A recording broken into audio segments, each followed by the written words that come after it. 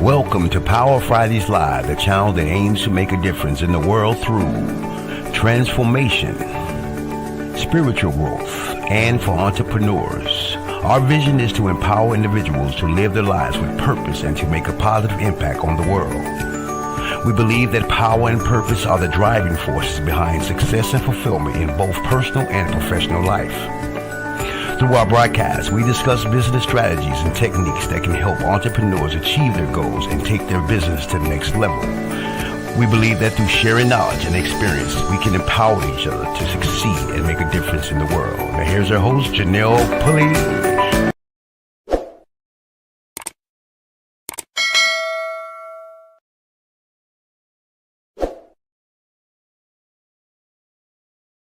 Hi, good evening. Welcome to Financial Power Fridays Live. I'm your host, Janelle Pulley. Can you hear me okay? Awesome. Yes.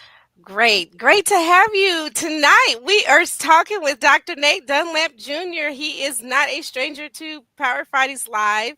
We had the opportunity when he wrote his other book, Don't Leave Me Like This. And now we have another book, Journey to Freedom. So that's what we're talking about tonight, Journey to Freedom.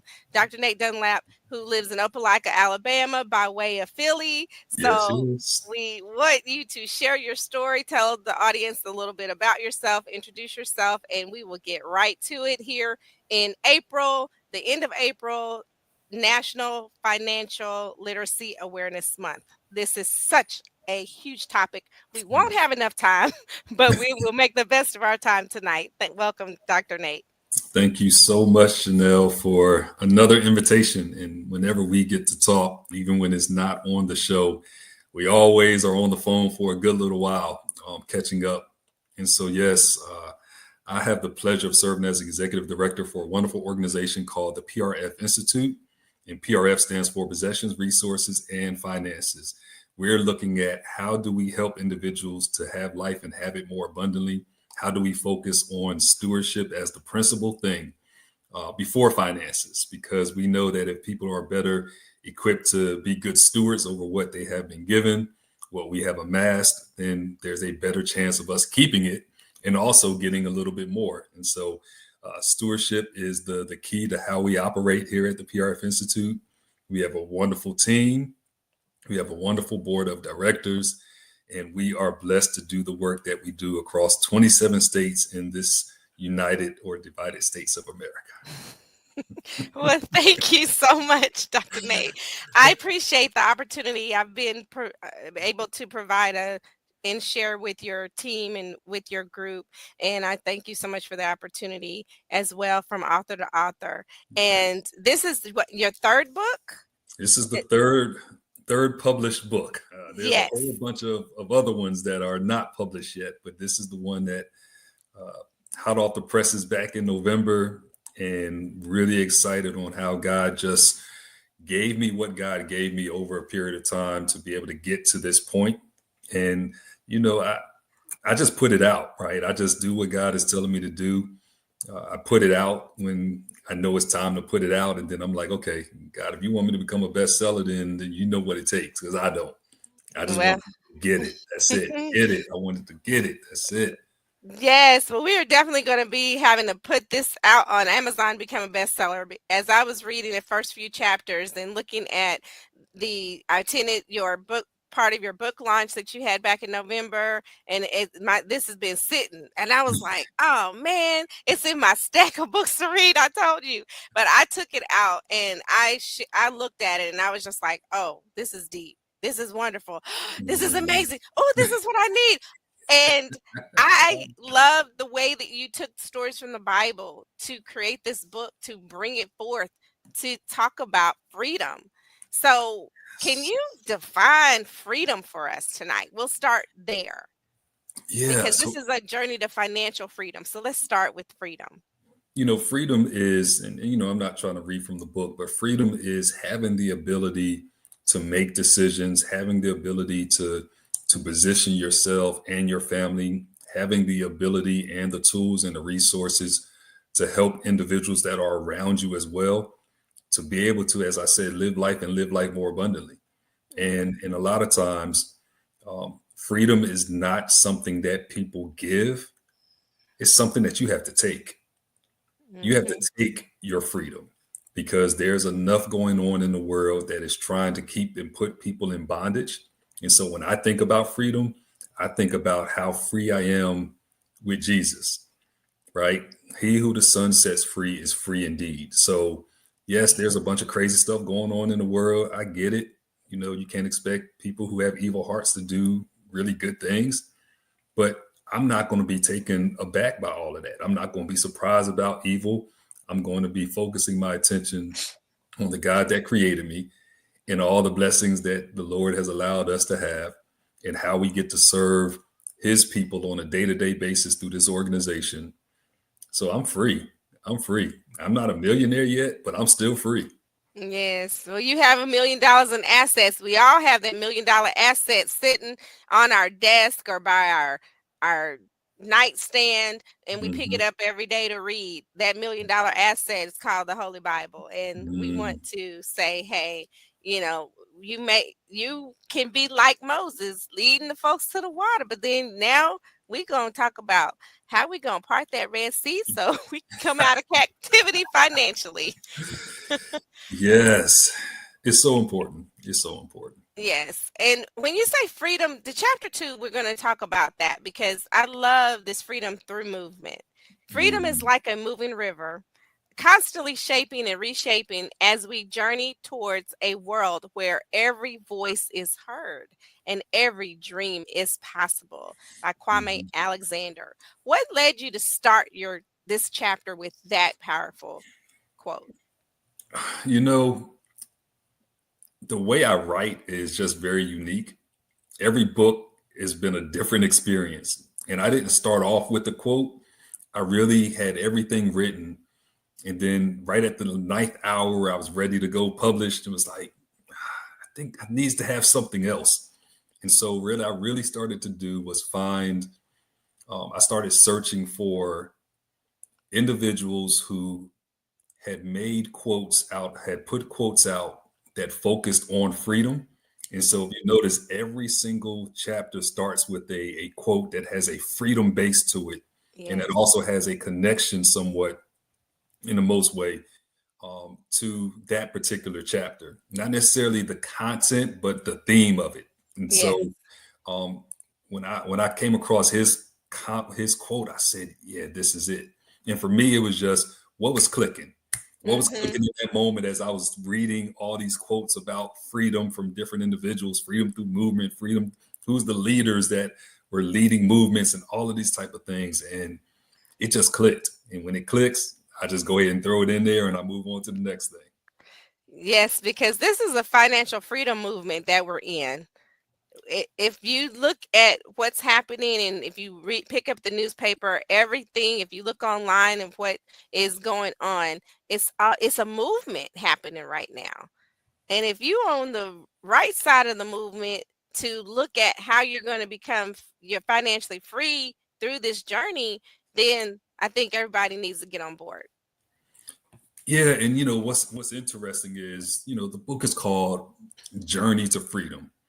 And what I found is that everybody has a journey that they have to go on. My journey to where I am financially in life, where my family is financially, you know, even from my wife, you know, with all the promotions that she's received over the years and the times when she made a whole lot more money than I did, you know, all those things are individual journeys that when we think about them from the collective standpoint, man, it makes the journey even better because she's doing one thing, I'm doing another, and together our household runs a whole lot better because of the individual journeys that we're on, but we're still working towards financial freedom, financial empowerment for not just us as individuals, but for us as a community and as a household, as a family. And that's a strong message that I really want to get across to people because we have been hoodwinked in America. We have definitely been manipulated in the Black community to believe in this whole thing, this whole notion of individualism. And a lot of people have been trying to be their own boss and trying to be their own CEO and trying to do all these things by themselves. And I don't want to have to answer to nobody. Let me tell you something. Those of us who have been on the entrepreneurial journey, you have to always answer to somebody. You're going to answer to a funder. You're going to answer to a grantor. You're going to answer to a bank. You're going to answer to somebody. You're going to answer to your customers. So all this individualistic moving that people have done has not produced the type of movement that we really need to be able to see within our communities and within our households. Well, I can agree to that. And I'm so glad that you brought that out because I looked at it from a sense of individualism as well, but then also consumerism. Mhm. What do you have to say about that in addition to the individualism? Because everybody wants you to buy their product and they Mhm. want you to consume their product. And I believe from what you just shared, to your point, a lot of the some people who are, boss, boss, boss, boss, and speaking that language about being the boss, then like you said, they got to answer to someone, and then that's the consumer. But then we as a community, then our consumption in what we consume and where we buy what we consume makes a difference. Can you speak to that? Yeah, I think we're right now in a really interesting place I'll just say in America. The world is in a different place as well, but to our context in the Western world, the way that we have gone about not being really conscious about how we have been consumers is now coming to a head. It's Mm-hmm. coming to a head because things that so many of us have been used to buying and purchasing and engaging in and indulging in, a lot of those things are being challenged, right? You may not be able to go to your favorite coffee shop and get the type of coffee that you want because they don't have the type of lids that you need, right? So we're used to just getting the end product of certain things without taking into consideration how does it get to be the end product, right? What are we putting into it that creates this hamster wheel of consumerism? And then when it's not there for us, man, people act like they done lost their minds and they go into a place of what I'm believing is the early stages of consumer bondage. I Mm-hmm. can't go to this place. I can't go to the movies. Okay, if you can't go to movies because the movies is too high, you got Netflix. You have no shortage of movies, right? We're talking about financial freedom. There's no shortage of movies. You can get Tubi, right? Or is it Tubi? I think it's Tubi. Yeah, it's to be. Yes. Yeah, Mm-hmm. Tubi. They got we have options, and that's the thing that I really want to hit home. We have options in many, many cases that because we're used to just having it our way, we don't think about. So I was thinking about going to the movies on Sunday. And then I just thought about it. I'm not going to just go to a movie just because I haven't been to the movies in a while. It's nothing that I really want to see. So Mm-hmm. I'm not just going to go spend that $35 times two to go to a movie when, yeah, I could do a whole lot of chilling right here in this home, in my space, that will keep money in my household versus me being a consumer and helping somebody else to create their wealth for their families. We have to start changing the manner in which we think about how we spend money so that we can get into a place of being financially free. I totally agree with you on that because I was with family over the weekend and my niece, she's going on another cruise and I'm so excited and happy. I love cruising, right? And Me I was too. like, you like cruising? I said, well, did you save for it? Mm, No, me and my girls, we just, put the deposit down and we just going to pay on time. It's not happening until next year, blah, blah, blah. And I was like, okay, so how much did you budget a month to pay for this? right. That's It was right. like foreign conversation. It was like, Mm, budget, what's that? And mm, I was like, well, how do you get paid? Yeah, I get paid every week. I said, okay, so you make your rent, right? So I said, since you get paid every week, do you budget to pay your rent and make sure you got your rent for the month and everything? I was in a business. I was trying to be in a mhm. business. Of course, Right. she young folk, you ain't gonna be in my business. I'm going on this. You ain't talking me out of going on this cruise, Yeah. auntie. I'm gonna make it work. I won't make it work. But I'm like, but the first step in making it work, baby, was budget was saving the money, having a Mm-hmm. plan to save Mm-hmm. the money. You can still, I'm not saying don't go on the cruise. I'm Right. saying save the money. If you know the cruise is going to be, oh, it's a great deal. It was two of us in the room, you know, 750 each is 50, you know, 1500 is 750 a Mm-hmm. person. And it was just all of the sales pitch in, like, Mm-hmm. I'm like, you succumbed yourself to that sales pitch and this Mm-hmm. fun time.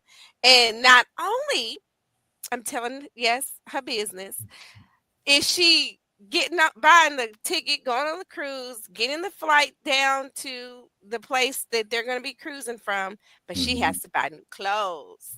Mm. I said, them people on the cruise ship haven't seen the outfits in your closet. She Mm-mm. says, yeah, but I got to have a new outfit, auntie, every day and whatever. And I was just like, but they haven't seen your closet. They haven't seen the clothes in your closet to be new to them, but it Mm-hmm. ain't new stuff. And I was just like, oh my gosh, I wish, I wish I wish we had better more. I wish I had more conversation with my own family to be like, okay, Mm. are you buying an outfit for every day? That's 7 more outfits. So now, not only is it's now we up to $1,000 between the cruise and the flight to take the cruise. Now we got to get a whole new wardrobe for the cruise. We up to already like $1,500 for this cruise. Mm. How much it would be for, I know I'm loud right now because I'm like I was like, that's $1,500. I didn't get in her business to know, well, how much do you make a month or nothing like that, right? But it was Right. like $1,500. It's like, break that down on a monthly basis. That's $150 over the next 10 months. Breaking Correct. it down like that is not a lot, but it's like that's $150. But what about your retirement? And they matching the $150, then you have $300.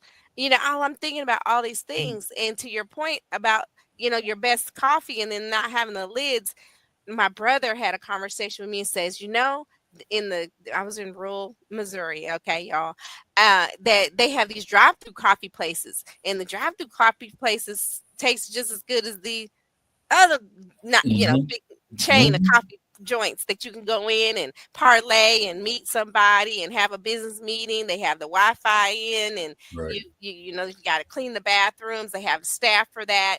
And now they're doing the drive-through coffee houses where you don't have the staff to clean the bathroom. You don't have the staff Mm-hmm. for Wi-Fi in. Mm-hmm. And you know, it's a personal bathroom for the people who actually work there, kind of thing. And I was Right. like, oh wow, they're saving a lot of money as a drive-through coffee Mm-hmm. chain. So Right. that's like the next big thing. And of course, you know, we have that conversation. The K cup, the Keurig, you know, my frugal Fridays I shared. Y'all know y'all can get that name brand coffee in the Mhm. Keurig machine at home. Right. Right. That's You right. don't have to put more gas in your car to go only to the grocery store. But that brings me to the point in your book about the Mamba mentality. I love that. Oh my goodness. I was like, oh my gosh, a Mamba mentality. Can you talk to us real quick about a Mamba mentality as it come to us journeying to financial freedom with a Mamba mentality, Dr. Nate? Yes. So as you know, I am from Philly, and I love everything about Philly, especially the things that are good, right? Super Bowl I love the fact winners. that we're Super Bowl champions. I love my 76ers, even though we're not in the playoffs. I love cheesesteaks. We don't call them Philly cheesesteaks, right? Philly people in Philly don't say Philly cheesesteaks, right? It's just cheesesteaks. Um, I love the family that I have there. I love the experiences that I had growing up. Um, and and there was a basketball player by the name of Kobe Bryant. Now, I could just tell you, I never really appreciated Kobe and didn't really like Kobe when he first came into the league. He grew up outside of Philly, but you know, people call it Philly, but he grew up outside of Philly. And it wasn't until after he retired that I just, you know, you see the maturity in a person, right? Mhm. And when I started seeing documentaries, I actually have a book think it's on my bookshelf back there, called the Mamba Mentality. And when I Yeah. was writing this book, in this chapter that's called Freedom Through Movement, as we talk about John chapter 5, and um, it just hit me that you have to have a certain type of mindset. And Kobe Bryant, as I grew to know him or learned about him in his post retirement years, for the most part, in the documentary that I saw that he had this mentality that nobody's going to outwork me, right? I remember him telling a story one time how they would go to different cities to play basketball, and some of the younger guys, right? So this is the older Kobe, right? This is the vet Kobe. Some of the younger guys want to go, hey, let's go out to the club, and he was like, I'll make a deal with you. We'll go up to the club. I'll go to the club with you. I'll hang out with you for a few, but in the morning, you got to get up in the morning like I do at 5 o'clock or 4, whatever time, and we got to go hit this gym. And oh yeah, I'm good. And then he said he went out with him and they hung out. And then that morning it came and it was like 4 o'clock or whatever. And I'm, this is his story, so I'm off a little bit. But in that morning time, boom, boom, boom, boom, boom, he's knocking on the doors and they're like, what's up? And he said they were dragging. He said even at the game, you could tell it was all on him. He had a different type of mentality. I'll go do that, but I'm not going to lose sight of the prize. The prize is we got a game tomorrow. The prize is we got to win this game tomorrow. So I know what I don't need to be doing in order to get myself in condition and position to be able to receive what the prize I'm looking for. We weren't talking about a championship. He's talking about one game, and that was his mentality. He worked out. The way he worked out is absolutely phenomenal. And there's a lot of athletes that have that mentality of working out, but just to hear his regiment, like I was like, yeah, you got to do something. If you're trying to be free, I mean, you think about it. As an NBA player, as an established, as a Hall of Famer, all of that, he has some serious skills, serious skills. But his mindset is what really overtook the skill part. Because if you don't have the mindset to go from this point to that point, it's not going to work. And so when I kind of really, as we relate that to finances, right, and financial freedom, what are you willing to do? What are you willing to change your mindset about so that you can get what you're trying to get? You want to go on that cruise? You free to spend your money how you want to spend that money. Yes. However, what's going to come around after the cruise?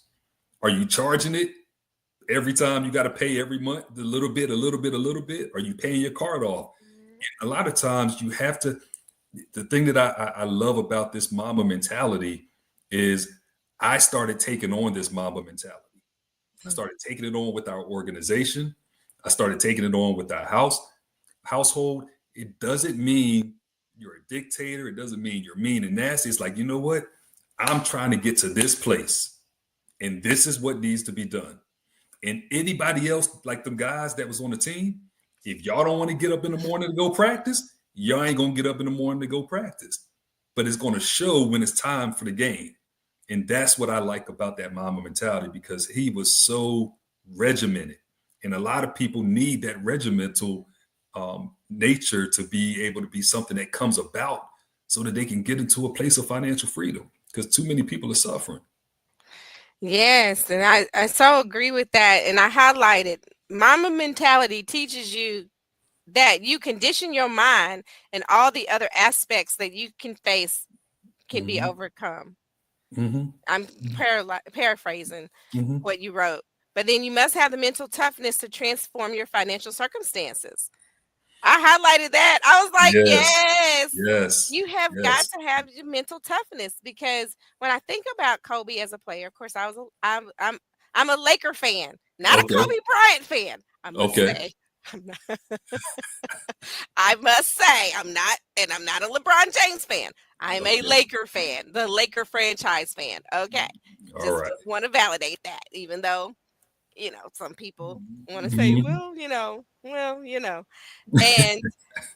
it took something for even the coaches of that franchise. You speak about coaching in your book. Talk to me.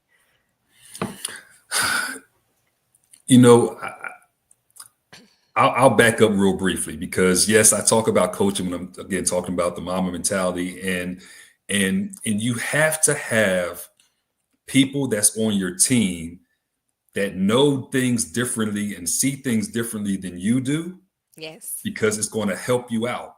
I play chess, as you know, and if I'm watching a friend of mine or two friends of mine play, I see everything that they always don't see because I'm not in the game. And so a coach is not the one that's in the game. A coach is the one on the sideline. But it's a team sport. And because it's a team sport, the coach on the sideline and the player in the game are just as equal. Because the coach is not successful if the player is not playing well. And the players don't play well if they ain't got nobody to coach them, right? 18 Right. going to the NBA has a whole lot to learn. So let's talk about finances. When you are 18 years old and your high school has not taught about finances or financial management, and you join the army like I do, whatever money I get, I do whatever I want to do with it because I have not been taught. Nobody coached me before I got the money. Think about it. That's not where most of us are. So I look at the coach. I don't put the coach as the number one. I say this is a team sport. When it comes to finances, the Bible says in Proverbs, in the multitude of counselors, there is safety. I try to tell pastors, my colleagues, all day long, you can have the best worship music on Sunday morning. You can preach the best message on Sunday morning. But if you don't have a ministry that focuses on finances like PRF, if you don't allow that to be something that's plugged in, you will have folks doing this on Sunday morning and then their life feel like all hell done broke loose on Monday or when they get back. So we need different people because the Bible tells us that. Paul talks about the various varieties of spiritual gifts. That means there's people that have different pieces of this whole thing. And we have to take that mentality. If I'm the coach, I'm the coach. But there's often times where I'm the player. When I got to talk to somebody one-on-one, I may not be the coach. I'm the player. I'm doing something for somebody, right? I'm doing the actual work. And somebody needs to guide me. It's not one size fit all. So I have this maybe a weird perception about coaching because I am a coach, right? We do a lot of stewardship coaching all the time. I did a coaching session before joining you today. But the coaches are not it. A coach is not anything without a good upper management and general management team, right? Who's paying the bills? The owner. Right? So we need everybody. And that's, part of talking about the coaching piece. And it wasn't just to say, Kobe, you got to be having this mindset like Kobe. No, it's you got to have that mindset if you want something different, if you're trying to achieve something financially, but you also got to be humble enough to listen to the coaches. And guess what? The coaches are not your friends. The coach is not your friend. They're not your friend. It's a relationship piece. And if they're really a good coach, they're gonna tell you some stuff that you don't want to hear. Niece, niece, like you have to do that if you're a coach. And if it's not me, then it has to be somebody else. But the players have to be willing to listen because the coaches are the one on the outside of the game that see what we don't see it when we're in the mix. So many people are in the mix of turmoil right now. Thousands of people that had jobs a couple weeks ago no longer are employed. Some people that said, oh yeah, I got 3 years to retirement are going until September. That's not a good place to be in. So if they're not in the mindset of listening to people, where are they going to be? Where are they going to be? It's going to be a tough road ahead of them on this journey to financial freedom. It does not mean that they can't get there, right? I dare to say that. No, they could still get there. But just like the children of Israel, and I'll stop after this, just like the children of Israel, that journey from bondage to the promised land did not have to take as long as it took. Yes. It happened because they didn't have many of them did not have that Mamba mentality. And they allowed that other stuff to get inside of their heads. And they made God a little ticked off because he's like, man, I just brought y'all from that. And I'm taking you to where you need to go. Where I promise you, it's already set. You ain't got to do nothing but walk in this thing.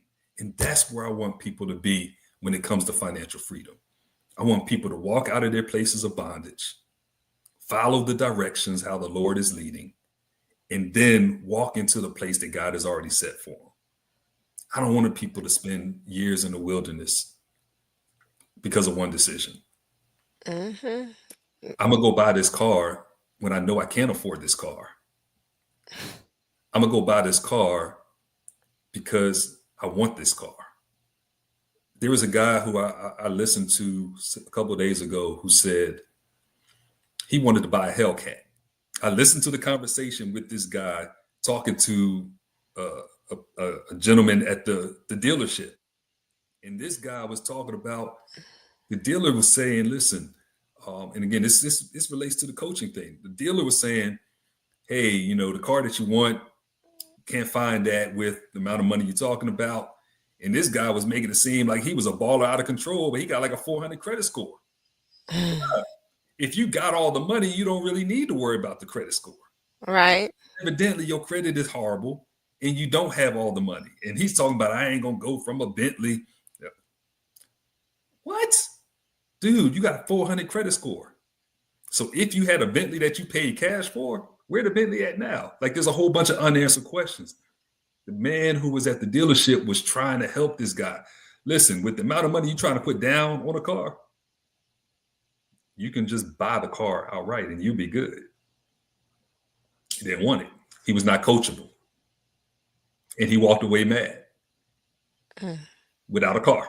The goal should have been, you know what? I need to make the best and the best possible decision, the wisest decision that I can make. Not out of my emotions, but he was out of his emotions and he walked away without a car.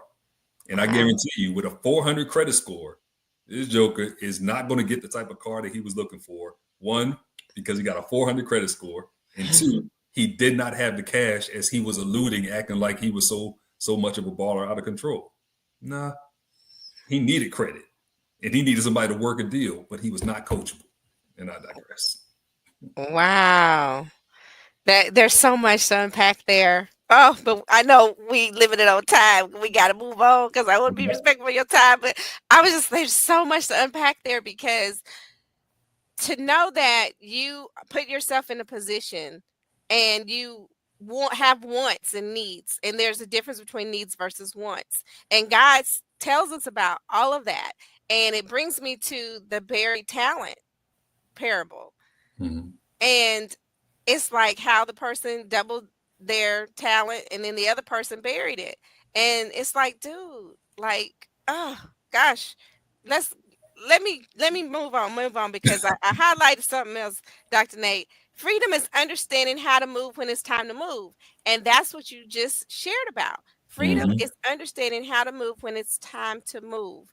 And that gentleman in that scenario that you just shared, he moved differently out of emotions. And I'll just put a pin in it right there, because you have freedom through movement, and you have journey to freedom, timeless principles to live by. You have so much in this book. It's a quick read, y'all.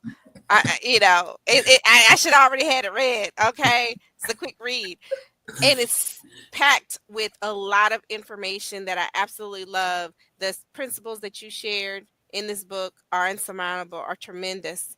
And how you designed the book and how you are taking us in our own personal journey and how it's all applicable to our lives. The blueprint's right there. The blueprint is in the Holy Bible, and you extracted the information to just share the journey to freedom. And I would be remiss to say the journey that Jesus took, because he paid it all. Absolutely. How can we reach you, Dr. Nate?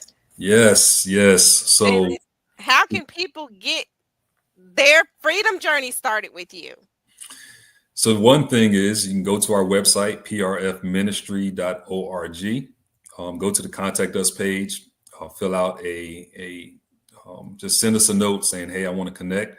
The other way is on that website, prfministry.org, you can set up a free initial consultation, and we'd be more than happy to sit down with you virtually for about 30 minutes. Now, here's what has to happen, though. You're going to have to complete a couple of assessments, and you'll get that in the email once you schedule a consultation with us. These assessments take about 3 to 4 minutes each to complete.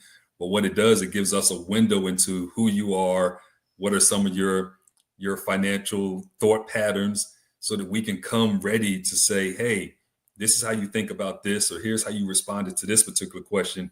Here's a resource that you can go to work on that. That's it. Just connect with us. And when it comes to the book, all the books and your book as well. So we have books not just from myself as an author, but other authors. And I don't want to mess up the title. So I want you to tell them what the title is of your book. Money just flew out the window.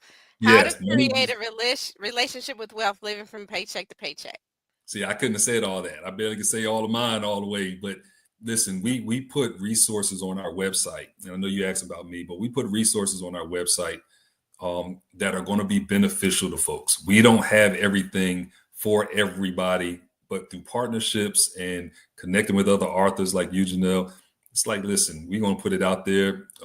So I encourage your listeners to go out there and to get that book, because we are in a place right now where we better be finding ways to prepare ourselves for the crash landing. So my telephone number is 267-437-7999. So feel free to reach out to me. Email address is admin@prfministry.org. And you see the link there for the book. If you order the book, you can order it 2 ways, one through Amazon and one through the website. If you order through the website, we have copies of those and you can get your book autographed. If you order it through Amazon, then you got to find a place where we are around the country doing some teaching, and you can bring it with you, and I'll sign it if we catch up. Perfect. I'm gonna play something that is a powerful message, and then we'll come back, Dr. Nate, for your final word. Thank you. Thank you. Price of freedom can never be bought. Life experience is how it's taught. Price of freedom can never be bought. Life experience is how it's taught. Freedom is too expensive for anyone to buy, and yet there are many who always try.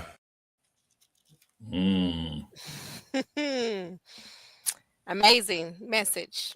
Yeah. And please like and subscribe to our channel, Power Fighters Live. Please share this video with someone that you know, someone that you don't know, or someone that you love, hate, whatever relationship is.